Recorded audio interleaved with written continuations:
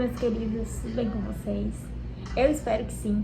Já pega o seu café e vamos lá para mais um vídeo. Bom, vou começar esse vídeo com Mateus 23:3, onde Jesus fala sobre os fariseus e a religiosidade hipócrita dos fariseus.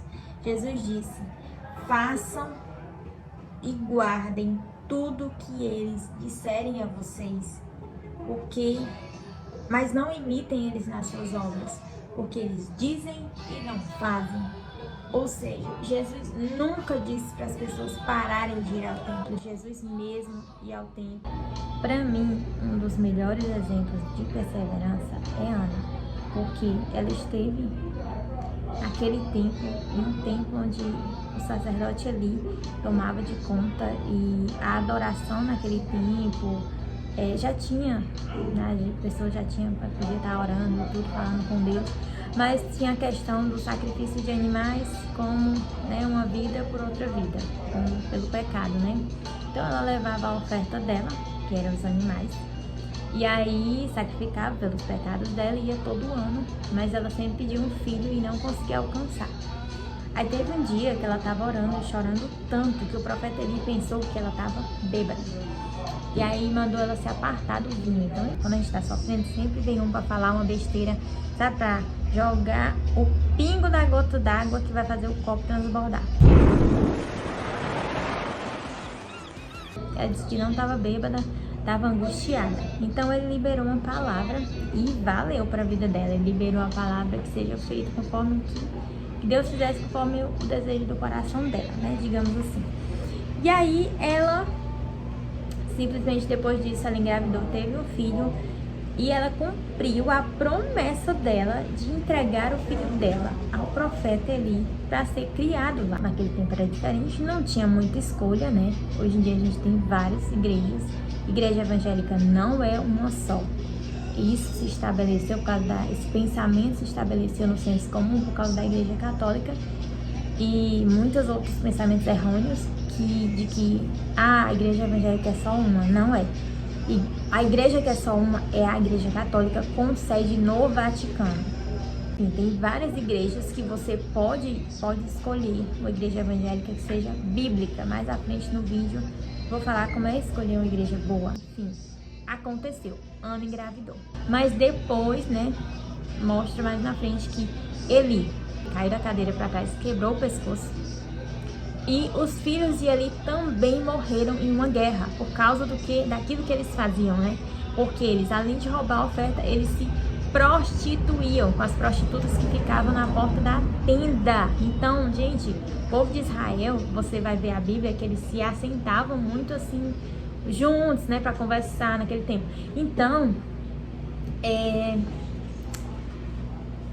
assim, ela sabia talvez dessa fama deles, né?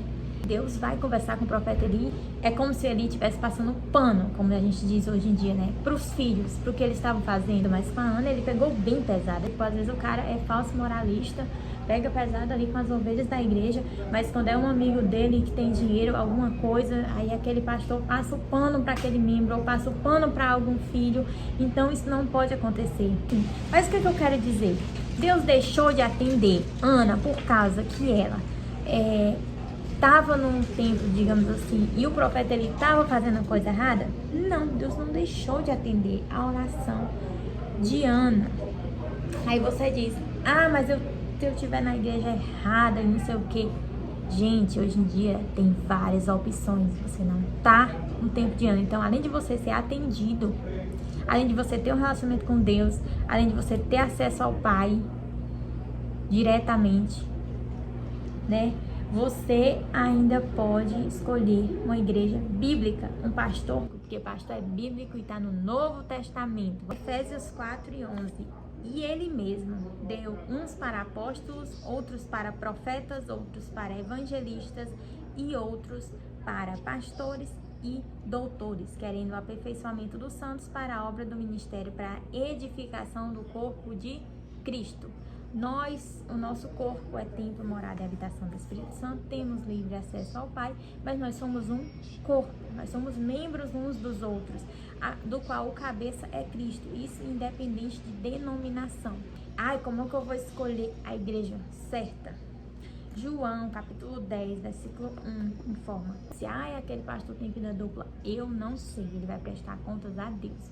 Mas você tem que observar o que está sendo pregado, porque o que está sendo pregado, ele serve para quem está pregando e para quem está nas cadeiras sentado, ouvindo.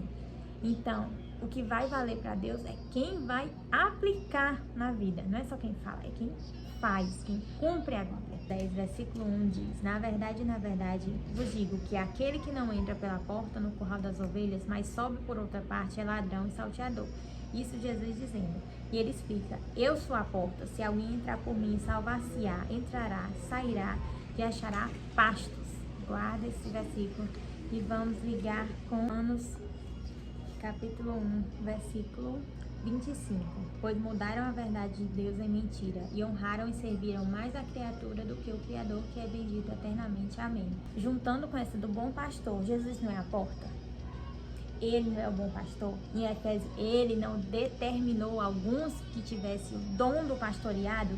Que tudo isso quer dizer é que o que é um bom pregador? Que é uma igreja que realmente está entrando na sua vida através de Cristo, que é a porta. Então, a pessoa, para ter acesso, para você deixar alguém ter acesso à sua espiritualidade, para você participar de uma comunidade, essa pessoa tem que acessar você através de Cristo. Ela tem que entrar através de Cristo na mensagem, através da Bíblia. Jesus não é a palavra, o verbo vivo que desceu do céu. Então, uma igreja bíblica é uma igreja para você estar. Uma igreja que é só campanha de você arrecadar dinheiro, campanha de libertação, todo mundo pulando, rodando, sapateando e gritando. O que você vai aprender lá? Por que eu contextualizei com aquele versículo? Que mudaram a glória de Deus, aí adoraram a criatura mais do que o Criador. É quando sai Cristo do centro e entra o ser humano no centro. Gente, não existe, nem fora do meio cristão, um amigo, vamos dizer, um amigo, por exemplo, que só fala coisas boas. Uma hora você vai fazer uma besteira, ele vai te alertar. Então, o papel do verdadeiro pastor é pregar a verdade.